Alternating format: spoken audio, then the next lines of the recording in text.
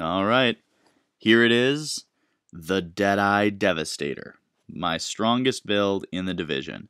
You can one-shot some builds, two-shot most builds, and three-shot those darn 10k stam nomads. This is the hardest hitting build in the division for sure, but there's a lot of mistakes that people make, so I'm going to clear some of that up for mine. Here's 10k firearms, 2900 stam, 2900 electronics.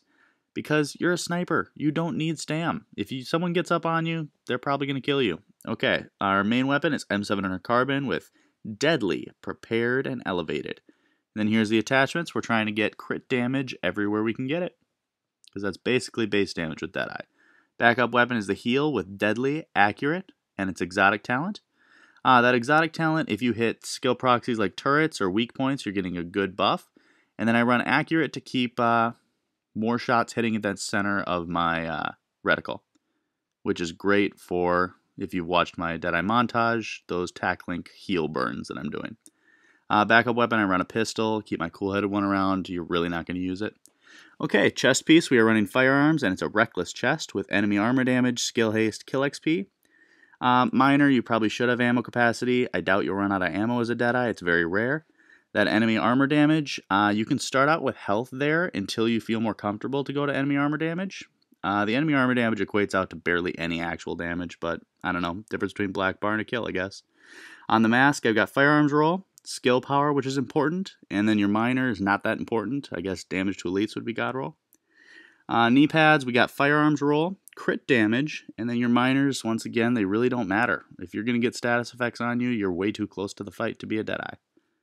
Your holster, you're running skill haste, which is important for this build. I know a lot of people don't understand that, but I'll explain why in a minute. Gloves, we got firearms roll, crit damage, marksman rifle damage, and skill haste. Once again, you don't need crit chance anywhere on this build. You'll have all the crit chance you need with Deadeye. On the backpack, we have firearms roll, crit damage, and ammo capacity. And then here are the Deadeye bonuses. And there you go.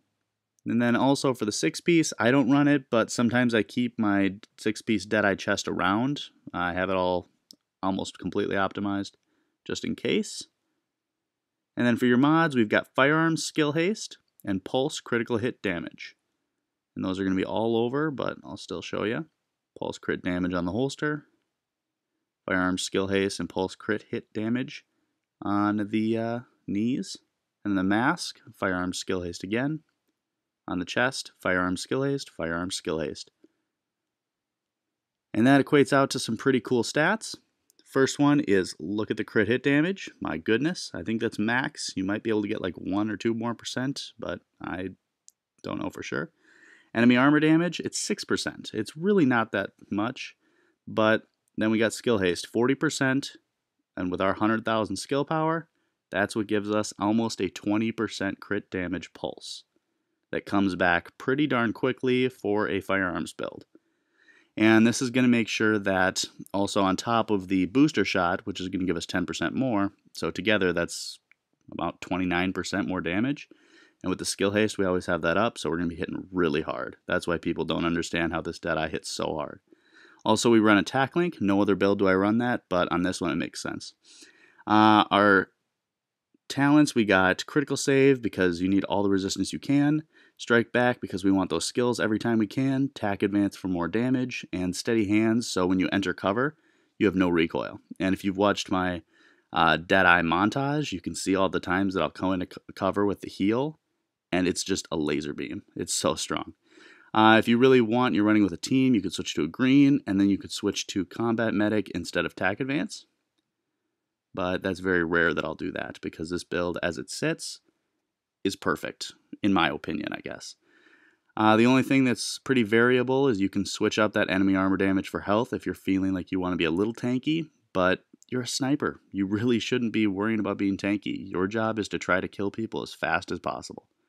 If your team lets them get onto you, well, that's an issue. But that's the build, and here's some gameplay footage.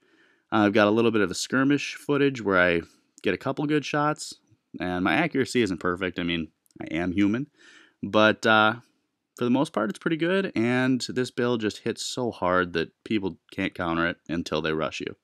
And if they rush you, then you can use the heal and burn them down before they can even realize what's going on. But I'll let these clips play out, and I hope you enjoy the build.